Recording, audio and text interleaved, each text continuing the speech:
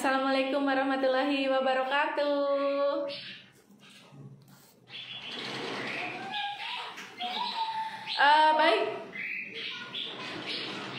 Baik Bunda semua, sesuai dengan jadwal yang sudah kita buat, itu kita akan bertemu di live Instagram yang nantinya akan membahas tentang tips bagaimana menyusui saat di bulan puasa gitu ya.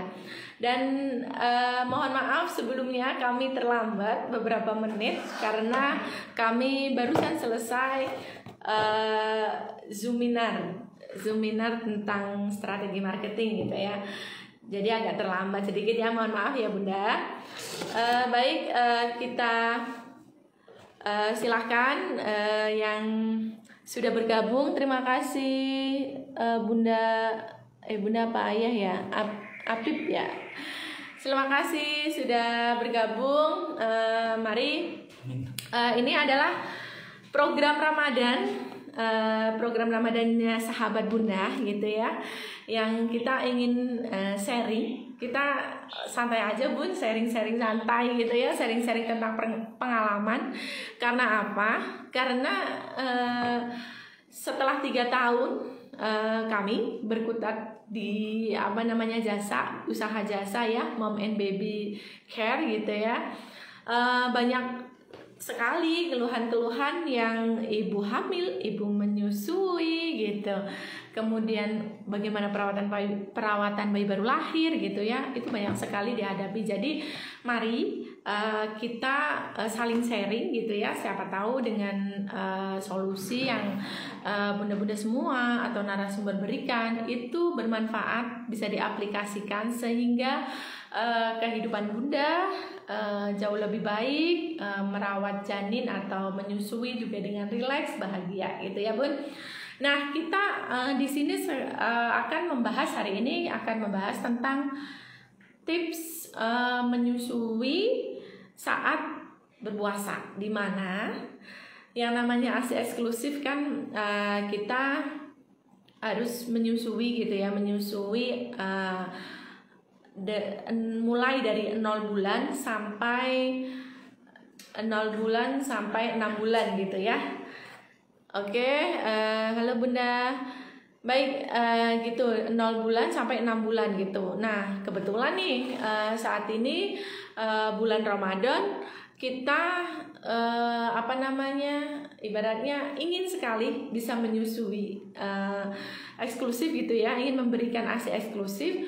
Kemudian kita juga ingin berpuasa gitu ya, supaya dapat ibadahnya gitu, pahala ibadah puasa gitu kan. Nah, dari sini kita nanti akan dengarkan sharing oleh Dr. Vika, yang mana beliau adalah seorang ibu rumah tangga produktif gitu ya. Kemudian ibu rumah tangga produktif, kemudian seorang dokter yang sedang melanjutkan S2-nya ya. Beliau sedang melanjutkan S2. Dan kemudian beliau saat ini juga masih menyusui buah hatinya yang ketiga. Coba saya sambil memanggil beliau ya Bu. Memanggil beliau. Sebentar. Kita panggil dulu ya Bun, sebentar ya. Kita cek dulu Bunda Vikanya, semoga udah ready.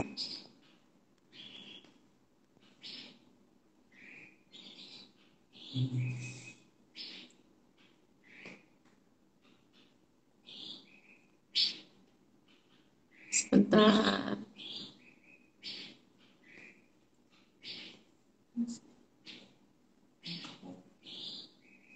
Oh ya, bergabung. Oke, alhamdulillah.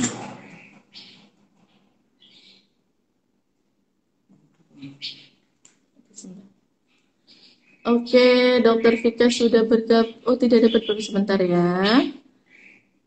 Dokter Vika sudah masuk. Sebentar ya, Bun. Kita gabungkan dulu. Assalamualaikum. Dokter cantik. Alhamdulillah ya akhirnya bisa. Alhamdulillah, Bu Dokter. Yeay, Iya, kita bergabung. Alhamdulillah. Dokter, apa kabar dok? Alhamdulillah sehat. Alhamdulillah. Kangen banget sama Bu Dokter cuap-cuapnya. Oke, Iya. Alhamdulillah Bu Dokter Vika sudah bisa bergabung. Baik Bunda, sebelum kita memulai live IG ini supaya ilmu kita berkah bermanfaat, alangkah terlebih dahulu kita berdoa terlebih dahulu ya Bunda semua sesuai dengan keyakinan dan kepercayaan masing-masing. Berdoa, saya persilakan.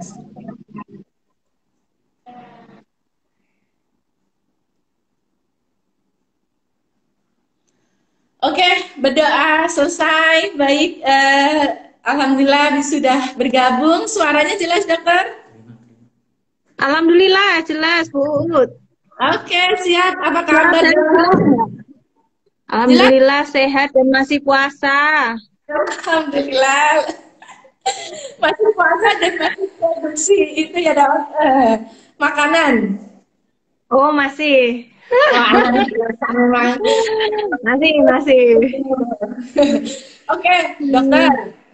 Ini Ya. kan dokter kemarin habis pasca melahirkan. Sekarang ada usia berapa, dok? Sekarang alhamdulillah nanti akhir bulan insya Allah 9 bulan. 9 bulan sudah. Oke, masih menyusui, dok? Masih tanpa formula. Wow, keren. Karena memang anaknya yang nggak mau ASI perah, maunya langsung dari botolnya. Wah, pinter, jadi memang hebat. Iya, dok. Iya, dia bisa milih.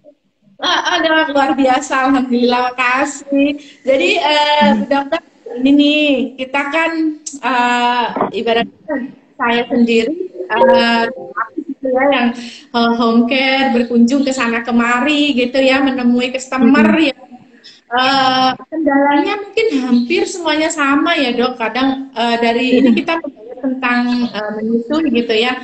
Ya itu yang pastinya pertama puting lecet, terus berdarah, sakit, bengkak, dan kawan-kawannya. Kawan-kawannya itu kira-kira dulu waktu Bu Dokter menyusui, apakah mengalami seperti itu atau enggak sih? Pastinya iya ya, semua ibu-ibu, bunda-bunda di sini pasti merasakan yang namanya lecet puting. Mungkin hanya beberapa persen aja yang enggak ya. Karena daya hisap bayi kan masing-masing berbeda. Jadi mungkin ada yang kulitnya areola mamanya si bunda ini terlalu sensitif atau bagaimana, jadinya dia mudah lecet. Jadi ketika lecet itu sebenarnya saya juga baru menemukan solusinya di anak ketiga. Anak pertama kedua ya lecet aja sampai nangis-nangis disusuin. Cuman yang ketiga ini alhamdulillah, mungkin yang lain bunda-bunda yang apa namanya mengalami lecet puting susu, lecet-lecet puting susu bisa diberikan yang namanya salep Bepanthen. Salep Bepanthen. Oke. Ini sangat ampuh sekali ya, kalau saya pikir ini sangat ampuh sekali. Kemudian setelah bersih ya, setelah payudara dicuci bersih, terus dikasih salep, setelah disalep jangan disusuin dulu bunda-bunda. Alangkah baiknya kalau sobek itu kan kalau kena bra itu pasti sakit ya, karena dia kan ada sedikit mengelupas. Nah, sebaiknya kita pakaiin ini nih, apa yang namanya brasal ya, yang buat menampung ASI dari silikon. Tapi yang kayak cangkang itu loh. Kayak cangkang. Yang bulat ya, dok? Apa ini? Yang bulat, yang bulat, bukan yang bentuknya kayak puting, bukan, tapi yang bulat. Nah, itu untuk apa namanya menghindari gesekan antara areola mama sama ini apa namanya bra ini tadi. Semakin dia tergesek, lukanya akan semakin lebar. Lukanya akan semakin lebar dan itu lebih susah sembuh, dan ketika disusukan si ibu nggak akan merasa nyaman sama sekali. akan merasa lebih nyeri dan itu membuat bunda-bunda semakin stres dengan menyusui secara langsung. Kecuali di pompa, disusukan itu lain. Oke. Wah, luar biasa itu. Baru mulai pemanasan aja nih, keren banget Tahu di mana tips kan? mengatasi lecet puting ya. Dokter, dari Siap. tadi kan saya udah belajar, ternyata kita belum kenalan loh dok. Ini Oh iya, bunda-bunda, iya bunda-bunda yang ada di sini juga pengen kenal Bu Dokter Vika. Silakan dokter memperkenalkan diri. halo bunda-bunda semuanya. Nama saya Vika Jatikusuma. Saya sering dipanggil Vika. Saya lulus dokter tahun 2010. Tapi saya bekerja itu hanya sebentar.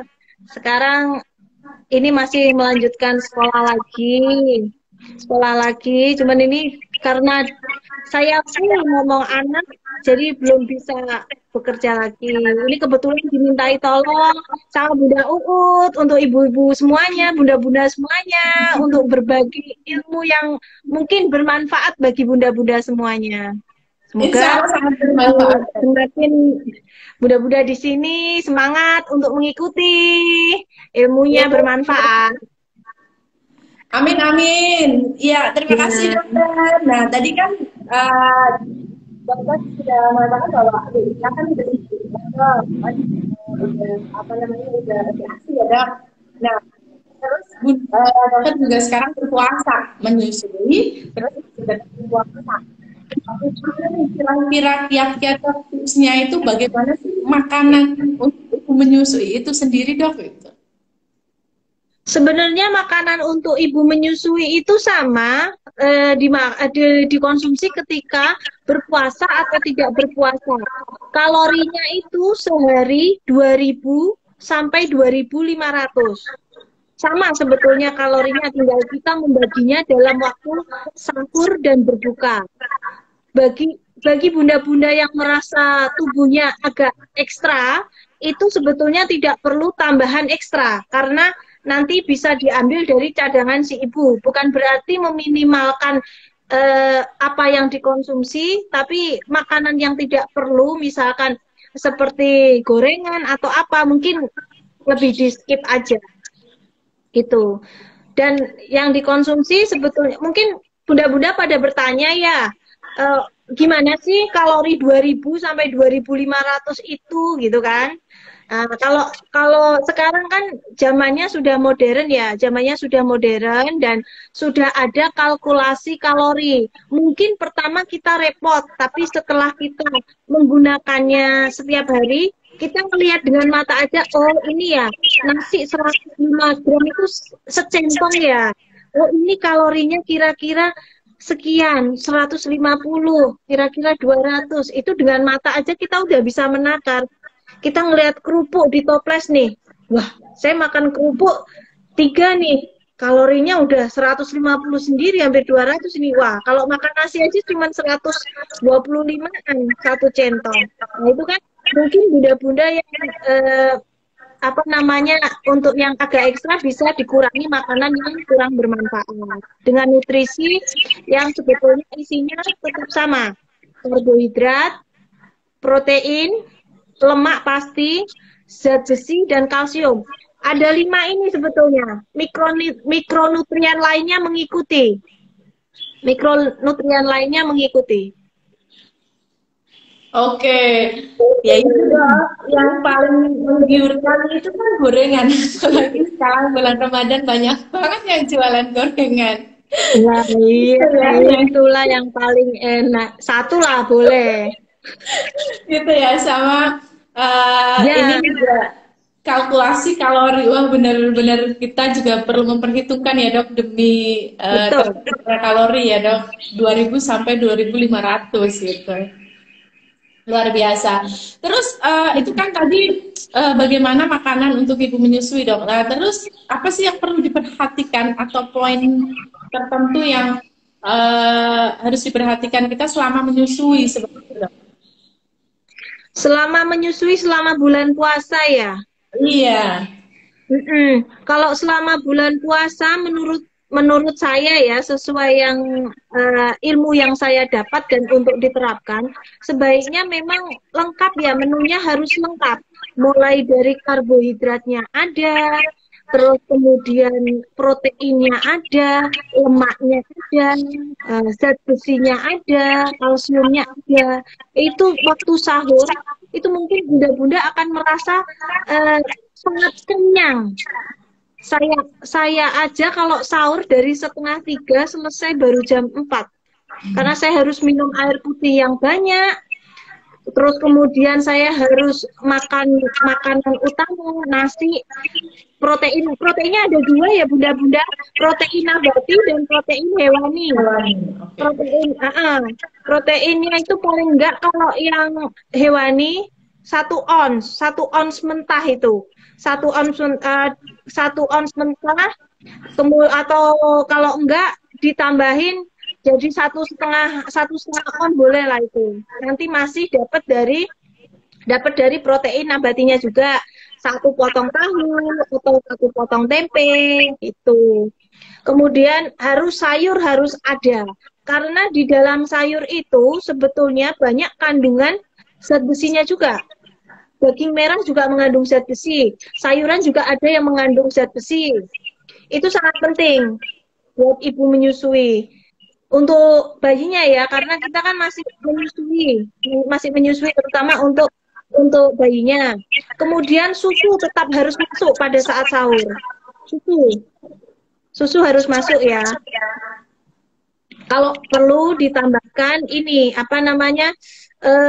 booster ASI kalau perlu, booster ASI.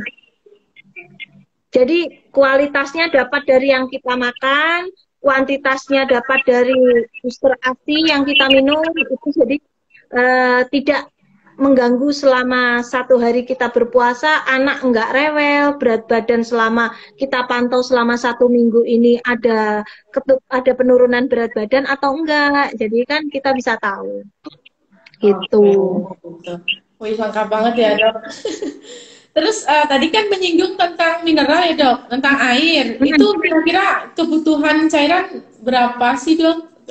Selama ini kita bicara tentang menyusui saat hamil ya dok. Nah itu berapa sih kebutuhan cairan yang harus kita konsumsi? Sama sebetulnya dengan sama antara yang ibu tidak menyusui dan menyusui kebutuhannya sama. Hanya kalau untuk puasa karena ini perlu ditambahkan perlu ditambahkan sekitar separuhnya. Tapi nanti dibagi 2 ya, sahur berapa, untuk buka puasa berapa. Kalau ngejar di sahur aja nggak bisa. Paling nggak 1000 pagi itu sahur kita harus ngabisin 1250 sampai 1500 ml. 1,5 liter lah paling enggak. Itu air putih ya, bukan termasuk susu ya. Itu air putih aja ya.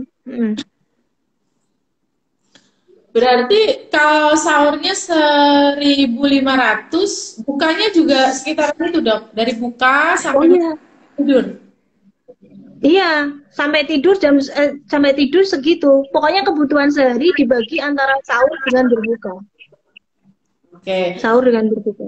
Ya, berarti kan dari sahur sampai dari kita buka sampai kita mau tidur terus sahur, itu kan memang kebutuhan cairan itu juga memang hampir sama ya dok, itu. Sama. Karena kemarin juga sempat ketemu ibu menyusui itu, pas saya datang itu, kenapa ini pusing gitu. Nah salah satu pusing itu kan bisa juga disebabkan karena kurang cairan gitu ya dok, dehidrasi gitu, benar nggak? Dehidrasi bisa atau kurang nutrisi. Sebetulnya kalau si ibu makannya tidak sempurna, anaknya tetap mendapatkan gizi. Tapi pentingnya nutrisi pada ibu menyusui itu sebetulnya kembali ke ibunya sendiri. Karena sejatinya kalau menyusui anak itu, ketika anak ini kurang nutrisi, dia akan mengambil dari ibunya. Sedangkan ibunya nggak ada intake yang diambil. Jadi lama-lama si ibu ini akan tekor. Gitu. Jadi si ibu ini akan tekor kesehatannya. Oh Kalau si iya. anak sih aman. Hmm. Ya Kalau itu si jadi anak insya Allah masih aman. faktornya itu atau kekurangannya itu imbasnya jadi si ibu tuh pusing gitu ya dok. Hmm, itu Si tanda-tanda kurang sempurna sahurnya. darah berkurang Mm-mm. gitu ya. Terus Nah itu. iya, itu kadang ya kasihan juga sih Bu, dok melihat apa namanya busui seperti itu gitu ya. Namun, nah ini kembali lagi makanya kita sharing sama Bu Dokter nih bagaimana tentang nutrisinya dan memang luar biasa ya kebutuhan nutrisinya juga harus terpenuhi supaya si ibu dan bayi nutrisinya juga cukup gitu ya dok. Nah, itu Mm-mm. tadi yang perlu diperhatikan. Dan sekarang apa saja sih dok yang tidak diperbolehkan selama menyusui? Karena eh, apa namanya customer gitu atau customer itu pada bingung juga apa sih yang nggak boleh di atau pantangan selama menyusui gitu. Apa nih dok? Sebenarnya kalau pantangan itu nggak ada ya, tinggal si anak misalkan eh, nggak boleh nih makan apa namanya seafood gitu kan. Nanti takutnya ini.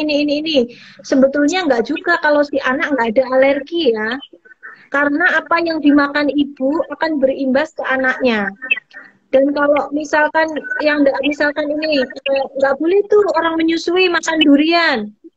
Sebetulnya boleh, tapi mungkin jumlahnya ya untuk kalau orang Jawa bilang tombok kepengen aja. Karena memang tidak disarankan untuk mengkonsumsi bagi ibu hamil makanan yang kuat, terlalu kuat itu akan berpengaruh ke ASI juga. Seperti saya ini kalau misalkan makan kambing, anak saya belum bisa. Anak saya belum bisa karena ketika saya makan kambing terlalu banyak, pasti dia menyusunya berkurang. Oh Itu gitu. sudah 3 kali saya perhatikan setiap saya habis makan kambing, pasti eh, jumlah frekuensi menyusunya dia ini berkurang, nggak selera gitu loh. Dia Hmm. lebih memilih makan. Padahal sebetulnya bunda-bunda di sini ya kalau dibilang MPASI, makanya digenjot, asinya dikit. Ah, yang namanya MPASI itu kan makanan pendamping ASI. Jadi Iya. yang mendampingi itu makanannya, bukan asinya yang mendampingi makanan. Jadi mungkin di sini perlu diluruskan tentang MPASI itu seperti apa. Ah, udah makan ini, nggak perlu lah kita bisa diet, oh kita bisa makan makan seadanya. Oh, nggak bisa, karena MPASI itu sejatinya hanya mendampingi ASI. Gitu. Oh gitu. Tapi tetap ya Dan Dok, itu, untuk kebutuhan nah, kebutuhan nutrisinya, ibaratnya untuk MPASI juga harus terpenuhi untuk si bayi dan untuk ibunya gitu ya, Dok. iya, penting untuk ibunya juga. Oke, luar biasa pemaparannya. Silakan bunda-bunda semua, Masya Allah ini banyak banget yang bergabung, Dok. Alhamdulillah. Silakan yang mau bertanya bisa langsung chat ya, bunda-bunda semua. Nanti akan langsung dijawab oleh Dokter Tika gitu ya. Silakan Bunda yang ingin mengajukan pertanyaan. Biasanya kan kita pas ini kalau customer Bunda Ut kan bisa langsung sharingnya gitu kan, konsultasinya bisa langsung gitu. Nah ini mumpung ada narasumber yang luar biasa ini yang benar-benar berpengalaman ibaratnya mengalami sendiri gitu ya. Silakan Bu jika ada yang mau bertanya gitu ya. Seputar tips menyusui saat berpuasa gitu. Oke, sebentar Bu Dokter ini kita sapa-sapa dulu nih para pesertanya. Masya Allah banyak banget ini ya. Ada Bunda, ada Sabala Biva, ada Anita, ada Yuzia, halo, ada Ima. Kita live di Sahabat Bunda dan Pijat Hamil Semarang dong. Nih ada Bunda Yohana, kemudian banyak banget ini Bunda Vera, Bunda Santi, halo Bunda apa kabar Yusia Bunda? dan Bunda Yohana, apa kabar? Ini teman saya ini, dua-duanya ini. Bunda Yohana temannya Bu Dokter ya. Iya, ini Bunda Iya, Sati juga. ini. Ini yang customer yang sepertinya ini aslinya juga masih masih apa namanya berlimpah ya. Bekerja, ibu karir nih. Terus Bunda Firdianti, apa kabar semua? Selamat bergabung ya. Silakan Bunda-bunda semua yang mau mengajukan pertanyaan bisa langsung chat ya Bun. Nanti akan langsung dijawab oleh Dokter Vika gitu. Oke dok, kita lanjut nih. Tadi kan seperti yang dokter infokan gitu ya, ketika menyusui memang apa namanya nutrisi yang harus terpenuhi apa namanya sehingga harus lengkap gitu ya dok, nggak ibaratnya kayak nggak boleh ada yang tertinggal gitu ya, bisa Ya, dibilang betul. seperti itu. Nggak boleh ada yang tertinggal. Nah itu ketika menyusui toh dok kan gini, ketika kita kan kalau pas biasa itu kan bisa dibilang pas nyusu gitu kan, selesai nyusu lapar lagi dok, makan gitu kan karena nggak puasa, terus nyusuin lagi lapar lagi gitu. Nah ini bu dokter tuh menyiasatinya gimana sih? Pasti nggak sih pas abis nyusuin terus lapar lagi gitu? Itu gimana sih dok? Kalau mensiasati itu ya, mungkin saya yang nggak bisa mensiasati asal makan aja, tapi pakemnya tetap makan makanan yang bergizi. Soalnya kalau misalkan kita laparnya, saya kalau tidak puasa, saya masih makan sehari 4 kali. Makan sehari masih 4 kali dengan porsi saya ya. Kemudian kalau puasa ini saya hanya makan sahur sama berbuka aja. Jadi itu saya benar-benar saya bagi, kemudian kemudian apa namanya saya perhatikan nutrisi yang saya makan. Jadi nggak apa yang kita makan itu nggak nyesel gitu buat anaknya sama buat kita sendiri gitu loh Bu. Karena kalau misalkan kita gini ya, kita kan butuh yang namanya nutrisi mikronutrien lainnya. Itu kan bisa kita dapatkan dari kacang-kacangan. Nah, mendingan kita ngemil kacang nih, ngemil kacang-kacangan, kacang almond, terus bubur kacang hijau, camilannya mungkin seperti itu ya. Cuman kan pasti ada pertanyaan. Kalau kacang-kacangan efeknya ke yang lain dong, seperti misalkan asam urat lah, inilah kan mengandung lemaknya tinggi, bikin jerawatan, bikin ini. Nah, kita siasatinya pakai apa? Minum air putih yang banyak dan berolahraga tentunya.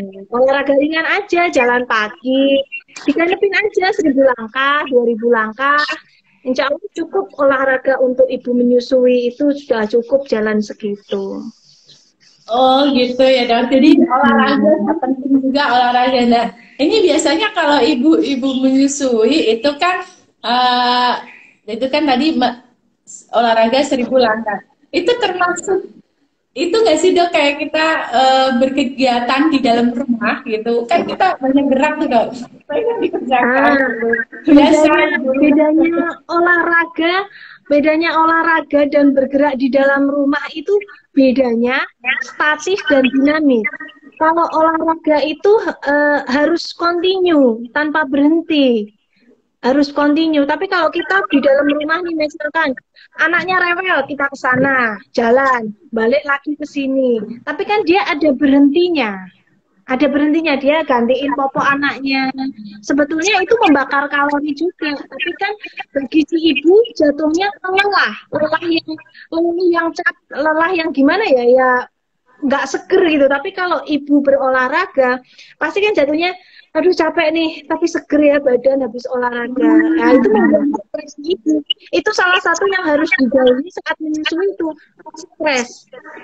Menghindari stres, menghindari alkohol, menghindari rokok, menghindari makanan yang kurang bermanfaat dan makanan yang sekiranya berat itu misalkan durian atau makanan ikan yang bermerkuri itu kan laut dalam lah. Kalau ikan yang bermerkuri itu biasanya ada di ikan laut dalam. Yang ikan yang gede-gede itu sebaiknya ikan yang kecil-kecil aja, itu dia kan cenderung di laut agak atas tengah gitu kan, nggak terlalu tinggi merkurinya.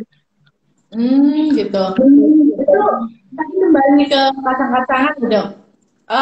Kan sampai 9 bulan ini kan alhamdulillah ASI dokter masih lancar gitu ya. Kayak waktu kamu lagi hamil tuh saya udah bukan udah konsumsi kacang-kacangan belum dong? Udah kayak burung mbak, Iya, udah kayak burung segala macam kacang saya makan dan masya Allah pas waktu pasca melahirkan kita kan ketemu ya dok karena dokter ngambil paket itu asinnya masya Allah banjir banget ya Allah luar biasa itu banjir dok. banget. Itu Iya. mulai dari kapan sih konsumsi kacang-kacangan gitu? Dari hamil sih sebenarnya, dari hamil, cuman apa namanya, cuman nggak sebanyak waktu menyusui. Kalau hamil kan masih secukupnya. Ketika menyusui, saya kan nggak pakai booster ASI, awalnya nggak pakai booster ASI. Terus karena si anak ini udah mulai aktif, terus anak-anak udah mulai sekolah, udah mulai ini kan pasti kita ada capeknya kan ya, ada capek yang kadang-kadang kita nggak bisa istirahat. Nah, itu yang membuat ASI kadang-kadang kita ini turun. Nah, itu saya baru minum booster ASI. Tapi bunda-bunda di sini hati-hati ya kalau memilih booster ASI, karena saya kemarin sempat memilih booster ASI itu salah loh. Nah itu gimana? Gimana sih dong gitu karena kan kadang gini, kadang ada yang ibaratnya kayak ikut-ikutan gitu ya. Jadi gimana cara memilih atau booster ASI yang cocok untuk kita itu gimana betul? Sebetulnya memilih booster ASI itu memilih kucing dalam karung ya, coba-coba memang ya. Kemarin itu anak saya itu kan, memang saya kalau punya anak perempuan entah kenapa ya, berat badannya itu selalu kurus ya. Padahal saya makannya juga bagus, si anak juga nyusunya juga kuat kan. Nah, saya ini apa namanya inisiatif lah yang namanya ibu-ibu kan, pengen anaknya agak gendutan dikit gitu kan. Akhirnya saya pilih booster ASI yang ada kandungannya protein dari hewani, yang ada ikan-ikannya gitu kan. Iya. Ketika saya minum baru dua hari langsung muncul merah-merah di muka sebadan. Dan habis itu ya sampai saya ini anak kenapa, apa yang saya makan, saya lihat lagi ke belakang, oh saya kemarin nggak makan ini, ada yang salah. Akhirnya booster ASI itu saya hentikan, udah nggak merah-merah lagi.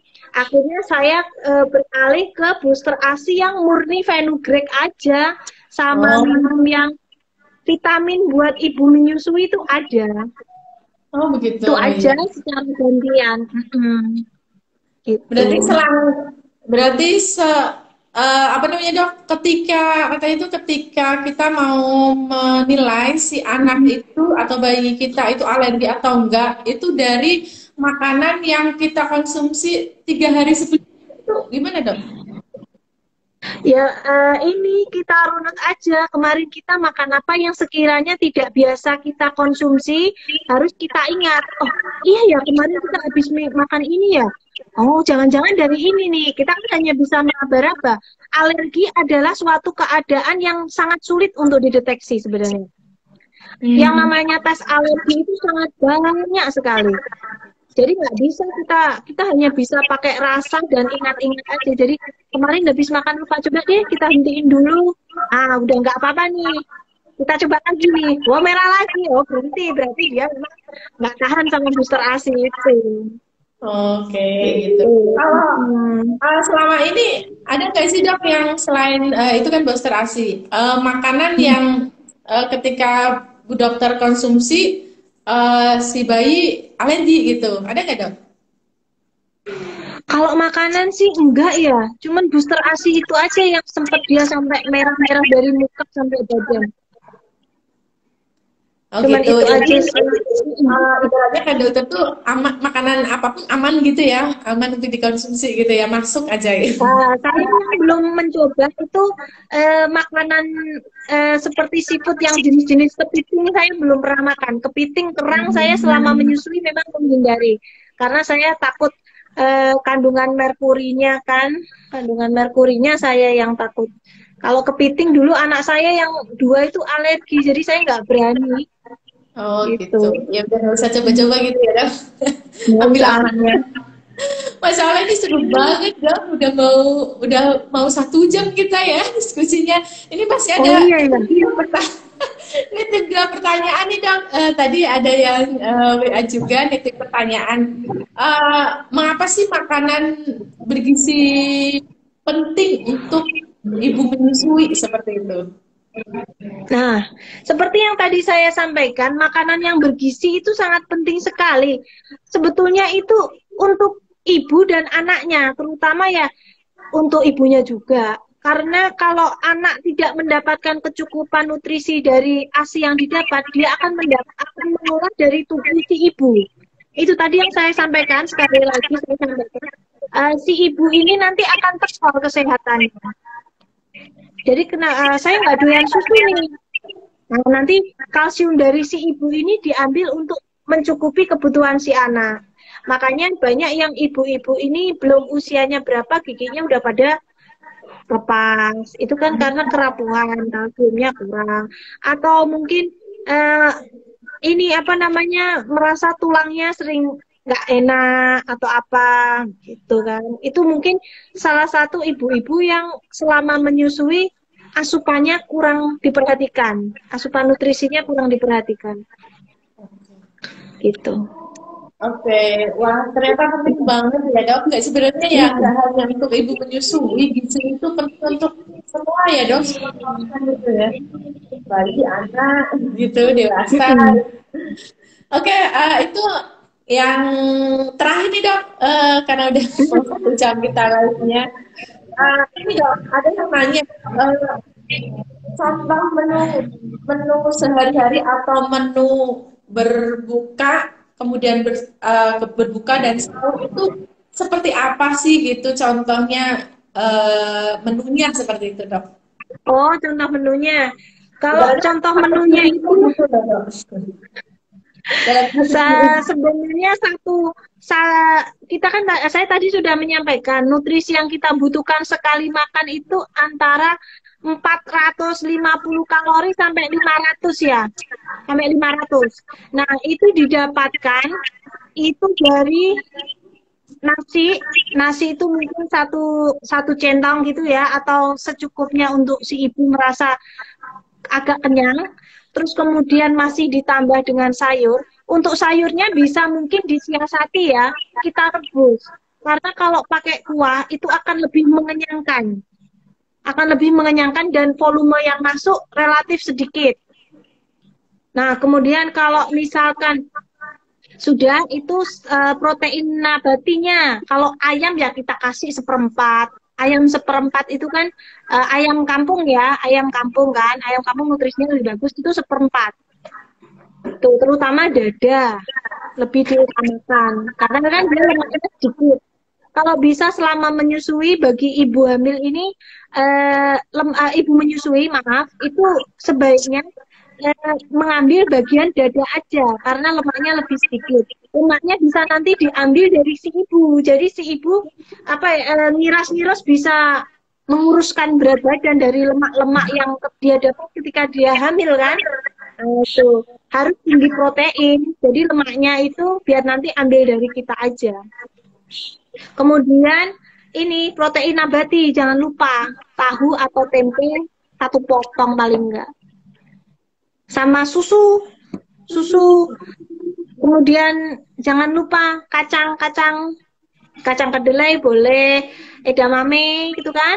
Terus kacang merah, kacang hijau, kacang-kacangan lah seperti yang dibilang Bunda Uut tadi ya, udah kayak burung aja, biji-bijian semua dimakan ya. Aduh, udah kayak burung katanya. Tapi memang berpengaruh banget ya Bun itu kacang-kacangan gitu ya. Itu udah kemudian saat untuk nutrisi saat menyusui itu kan tadi yang seperti Bu Dokter infokan. Nah, kemudian tadi yang protein hewani itu selain ayam kan kadang nggak semuanya juga, maksudnya ayam kampung gitu ya dok, ayam biasa gitu ya dok. Itu berapa akhirnya potongannya itu berapa sih dok?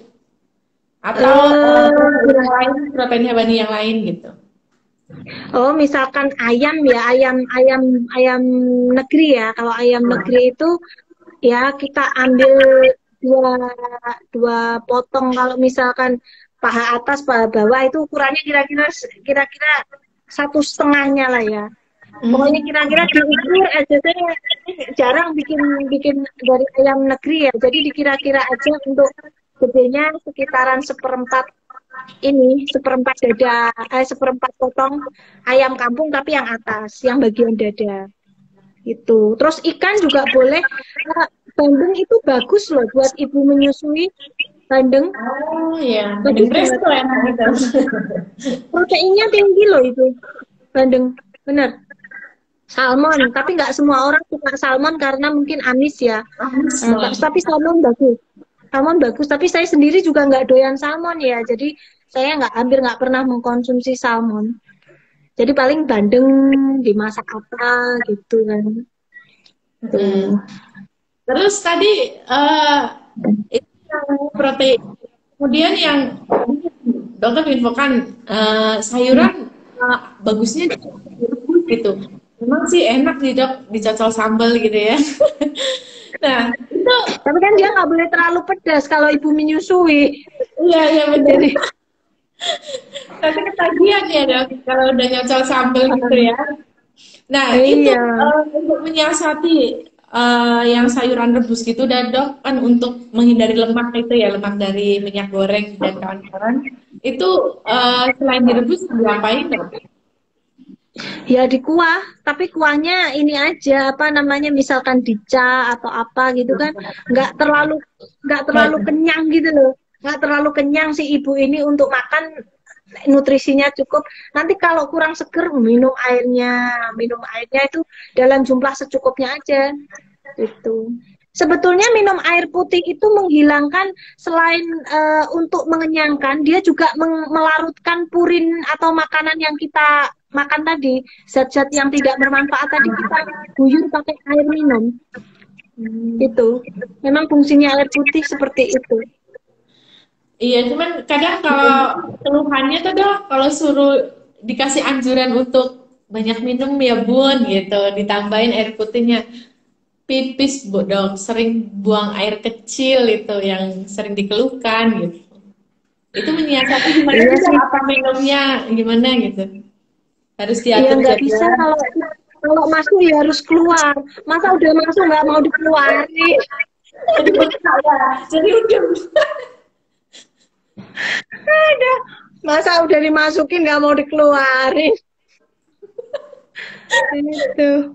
Jadi harus seimbang jadi kalau misalkan kita nggak bisa ngukur nih berapa sih kebutuhan cairan kita, oh ini udah minum segini, oh nggak bisa. Kalau mau gampang, setelah kita buang air kecil kita minum seberapa kira-kira jumlah yang kita keluarkan. Kita mengganti cairan yang hilang. Gitu. Nah tapi kan kita keringatan gini kan nggak kerasa, kita nggak bisa ngukur keringat kita. Kita ngomong, kita tidur, uap yang keluar ini pasti kan ada uap cairan itu. Kita berada di dalam AC pun kita akan mengeluarkan cairan. Kelembapan ini kan berkurang. Kelembapan didapat dari apa? Dari air. Jadi mudah merasa haus atau apa itu harus minum. Oke. Maka dari itu ketika ada statement ibu puasa gitu ya dok, terus asiku kok jadi berkurang ya gitu. Berarti salah satunya yang harus dikoreksi adalah nutrisinya gitu ya dok? Betul, nutrisi dan cairan. Udah itu aja. Nutrisi, cairan, dan bagaimana proses menyusuinya gitu dok? Kalau proses menyusui tinggal diteplokin gini mungkin langsung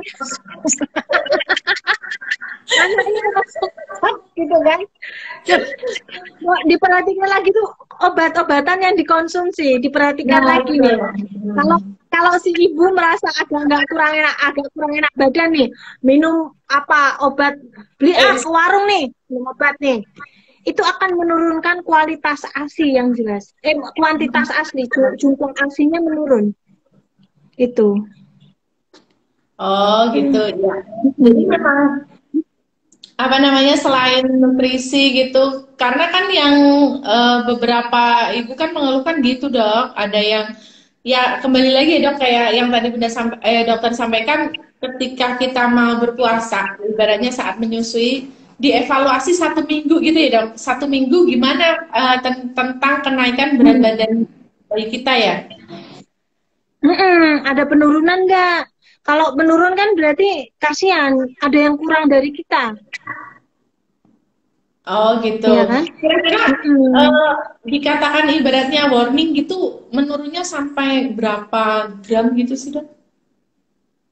Sebenarnya kalau kita waspada turun 1 on aja kita udah deg-degan ya, karena menaikkan berat badan bayi, apalagi yang full ASI dan dia sudah bergerak lincah gitu ya, itu sulit.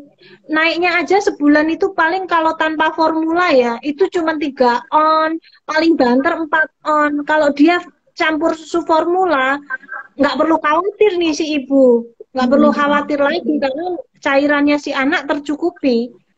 Itu. Jadi nggak khawatir dia turun berat badan. Cuman yang diwaspadai adalah ibu yang memang menyusuinya DBF murni tanpa dot. Nah itu takutnya kan turun berat badan si anak karena asupan yang kita makan kan kurang, nutrisinya kurang atau cairan kita yang kurang gitu.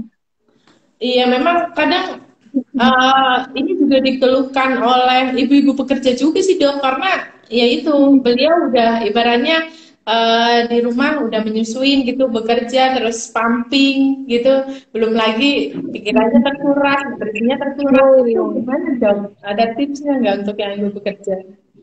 Ibu-ibu kerja ya saya sarankan tetap diimbangi dengan selain makanan tadi ya, asupan itu dengan vitamin sama booster ASI. Penting banget itu. Selama menyusui, mungkin setiap hari perlu booster ASI selama puasa. Tapi kalau misalkan nggak puasa, booster ASI 2 hari sekali. Kalau saya minum booster ASI itu 2 hari sekali, kadang 3 hari sekali. Sesuai kebutuhan. Kalau pas capek ya saya minum tiap hari. Tapi kalau pas badan lagi enak aja, nggak capek, nggak apa, ya paling 2 hari sekali booster ASI. Selama puasa ini full booster ASI. Oke, jadi Mm-mm. memang ada tambahan booster ASI untuk menyeimbangi nutrisi kita Mm-mm. untuk booster gitu ya. Uh, Mm-mm. uh,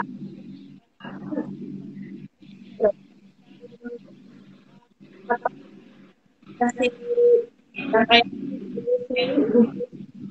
sudah belajar sudah uh, menyusui dan berpuasa gitu. Tapi pada kenyataannya memang nggak mampu gitu ya dok. Uh, Gimana? Apakah mending bukan aja gitu ya dok? Waktunya itu yaitu setelah beberapa hari apa namanya berusaha untuk menyusui dan berpuasa ternyata ya darurat beliau sakit gitu dok. Flu malah gampang terjangkit virus gitu, batuk pilek. Itu Sebenarnya kalau memang kondisinya seperti itu tidak boleh dipaksakan ya, karena mungkin ini ya dalam agama Islam pun kan tidak disarankan, maksudnya boleh berpuasa boleh tidak gitu kan, asal dia membahayakan anaknya ya memang nggak boleh gitu kan, memang nggak boleh. Jadi kalau misalkan memang si ibu ini lagi sakit, sebaiknya berhenti puasa dulu, atau merasa tidak kuat misalkan asupannya kurang dan memang atau dia terlalu lelah dengan pekerjaannya, sebaiknya memang tidak gitu kan, tidak memaksakan untuk berpuasa selama dia menyusui, terutama anak di bawah usia 6 bulan. Kalau di atas usia 6 bulan dia sudah mendapatkan MPASI, cenderung lebih aman kan. Tapi yang kalau saya sarankan usia 0 sampai 6 bulan sebaiknya fokus menyusui dulu. Iya, Itu. sama halnya dengan kemarin teman aku dokter Puji juga. Saya nggak puasa dulu, Mbak. Saya sudah berjuang gitu Iya. untuk memberikan tenaga saya dan untuk mencukupi nutrisi ASI saya gitu. Anaknya 3 cowok semua gini semua. Aktif banget. Iya. Alhamdulillah. Ini Dokter Tika udah anaknya 3, cewek, cowok, Cewek, Mas. Cewek. Iya. Sudah jangan dilanjutkan lagi. 3 saja. Aduh. Iya, alhamdulillah ini Dok ada sapaan Ibu Vika dari Miss Rimas. Halo. Miss Rimas. Apa kabar? Irma. Iya, masalah, alhamdulillah banyak sekali yang bergabung. Silakan kalau yang mau mengajukan pertanyaan lagi, masih satu lagi nih, Bu Dokter juga mau siap-siap untuk berbuka puasa, menyiapkan makanan. Menyiapkan. Oke, sepertinya memang kita udah melebihi 1 jam ini Dok, sesuai dengan kontrak waktu gitu ya. Apa? Oh ya, Bunda Tirza Ayu, sukses Bu Dokter Vika, salam buat keluarga. Halo Bu Ayu, terima kasih. Dokter, boleh diceritain dikit dong, usahanya dokter apa? Usaha apa? Usaha membesarkan anak-anak.